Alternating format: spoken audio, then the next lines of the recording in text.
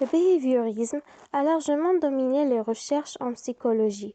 Dès le début du XXe siècle, il est souvent considéré comme la première approche conceptuelle de la pédagogie, avant d'être plus tard challengé par d'autres théories d'apprentissage, remettant en question sa vision du rôle de l'apprenant, du rôle de l'enseignant et du processus cognitif interne du cerveau. Alors, pour le conditionnement classique, Ivan Pavlov a détaillé les fondations du conditionnement classique lors de ses expériences avec des chiens.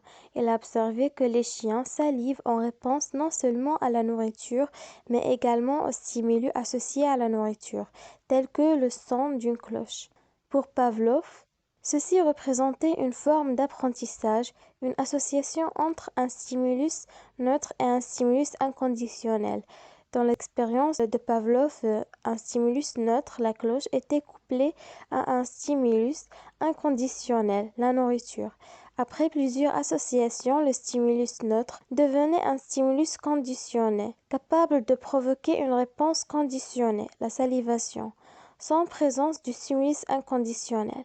C'est ce processus d'association qui est au cœur du conditionnement classique. Ce principe a de larges implications en psychologie, fournissant un mécanisme pour comprendre comment les comportements sont acquis et modifiés.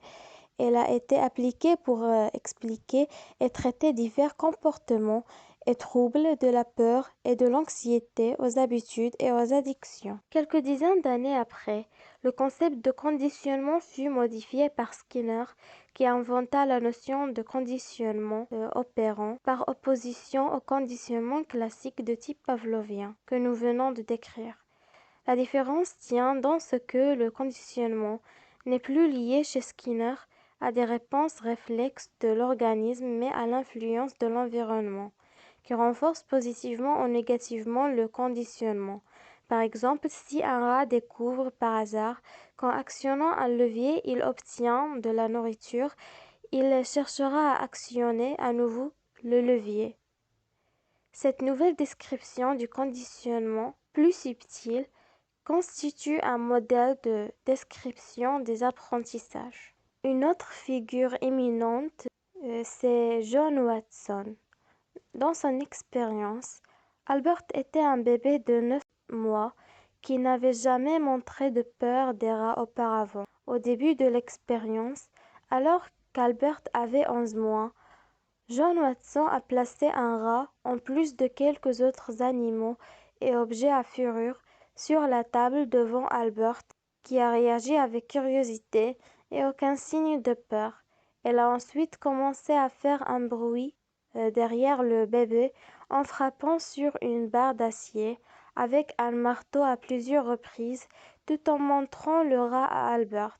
Albert a pleuré en réaction au bruit et après une période de conditionnement a pleuré en réponse au rat, même sans le bruit fort. Lorsqu'il a été présenté avec les autres animaux, il a également réagi avec divers degrés de peur, bien qu'il n'ait jamais entendu ce bruit fort présenté simultanément avec ces animaux. Cette expérience est un exemple typique de conditionnement classique. Une conclusion que Watson a tirée de l'expérience était que la peur peut avoir un impact critique sur le développement de la personnalité.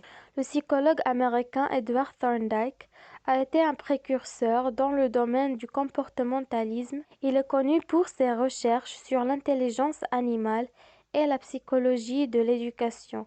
Dans l'une de ses expériences, il étudiait le comportement des chats. Le procédé est simple. Le psychologue enferme des félins dans une cage et chronomètre le temps qu'ils mettent pour sortir.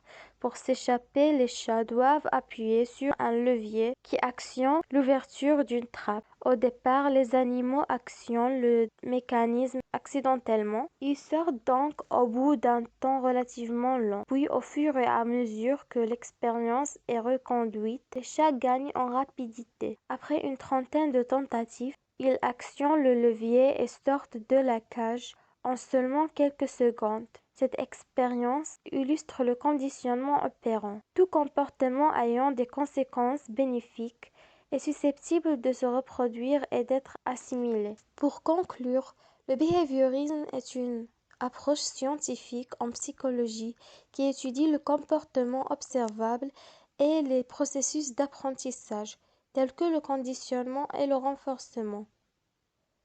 Les avantages du behaviorisme incluent son approche scientifique et son succès dans diverses applications thérapeutiques. Ces inconvénients se manifestent notamment dans le fait qu'il néglige l'influence des processus cognitifs et des émotions sur le comportement.